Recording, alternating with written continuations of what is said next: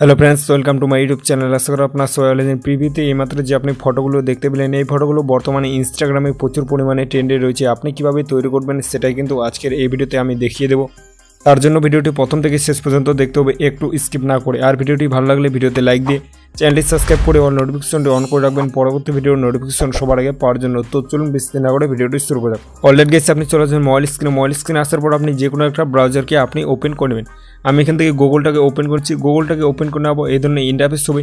এখান থেকে আপনি সার্চ বলে একটা অপশন আছে, এটার মধ্যে আপনি ক্লিক করেন। এটার মধ্যে ক্লিক করে দেওয়ার পর এখান থেকে আপনি সার্চ করেন চ্যাটজিপিটি লিখে দেওয়ার পর আপনি সার্চ করে দেওয়ার পর এখান থেকে আপনি নিচে দেখতে পাবেন chatgpt.com, এটার মধ্যে আপনি ক্লিক করেন।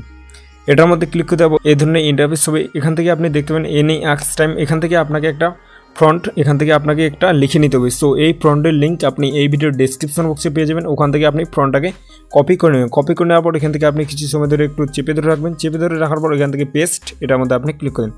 পেস্টের মধ্যে ক্লিক করে দেওয়ার পর এখান থেকে জাস্ট তোমাদেরকে খালি চেঞ্জ করতে হবে। এখানে দেখতে পাচ্ছ সুজন, এটা আমার নাম। এখান থেকে আমার নামটাকে কেটে যে আপনি নামটা লিখতে চাচ্ছেন ওই নামটাকে আপনি এখান থেকে লিখে নেবেন। সো লিখে নেওয়ার পর নিচে আপনি এরো বলে একটা অপশান আছে, এরো অপশানের মধ্যে আপনি ক্লিক করে দেন।